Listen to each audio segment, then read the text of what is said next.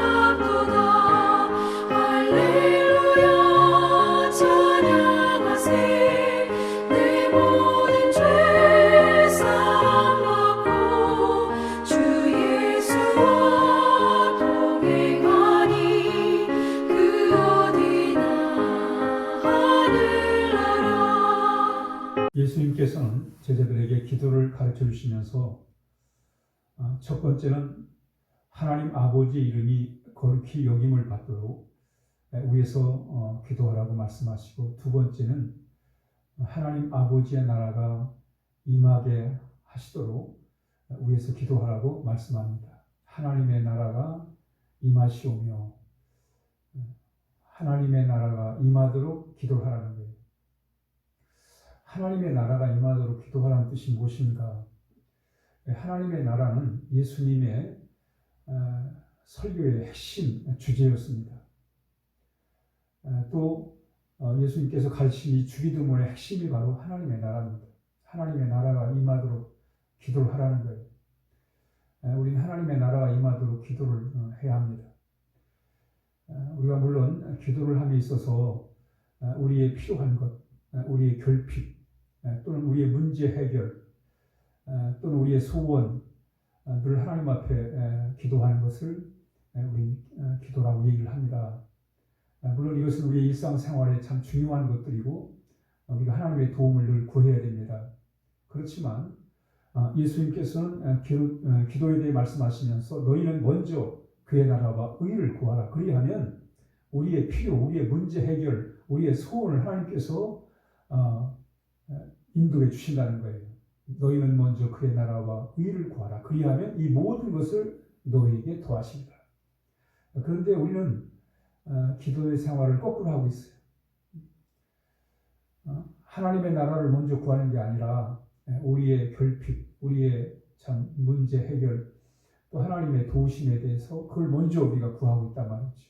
그러나 하나님은 먼저 하나님의 나라를 구하라 이렇게 말씀하고 있습니다. 왜 예수님은 먼저 하나님의 나라를 구하라고 했을까요?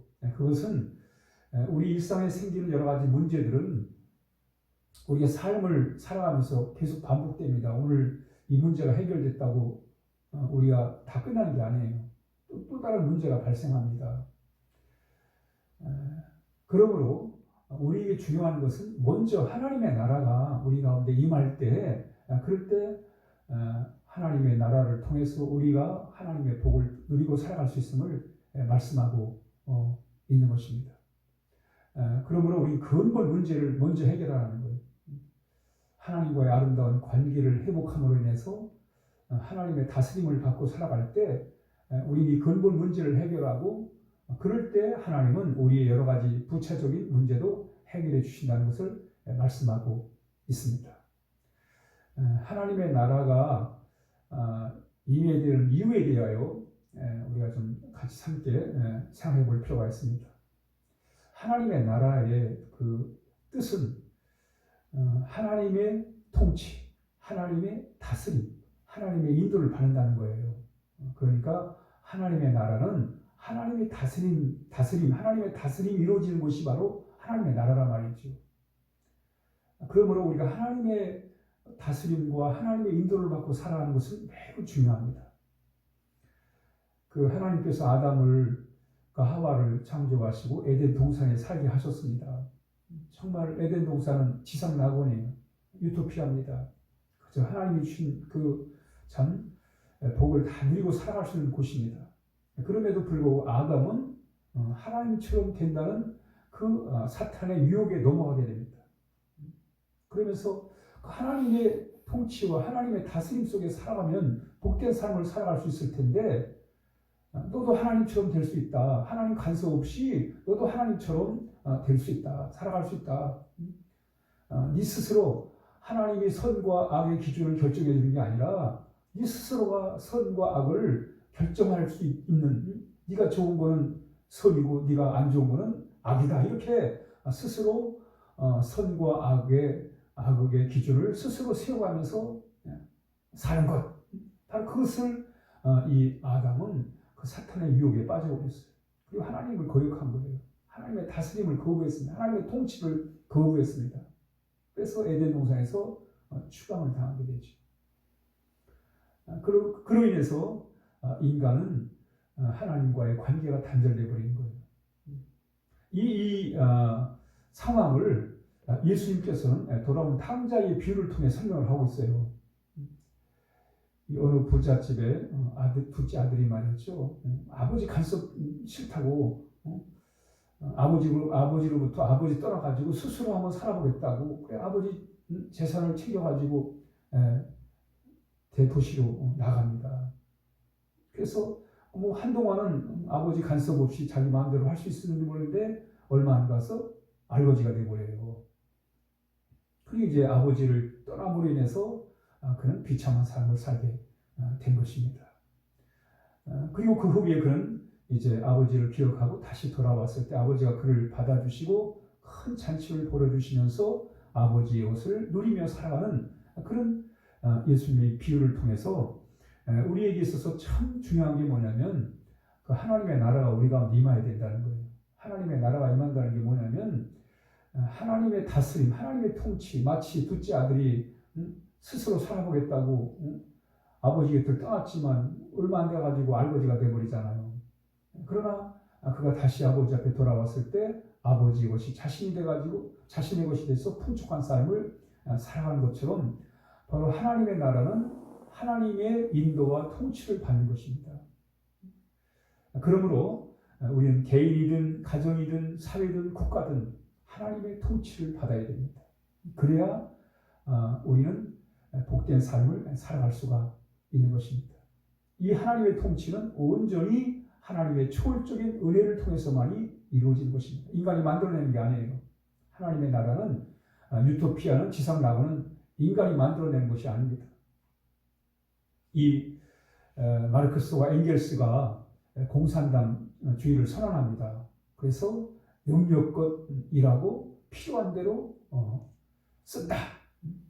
누구나 각자의 능력껏 일을 하고 그리고 필요한 만큼 쓸 수 있다는 거예요. 이런 아주 이상을 내세웠습니다.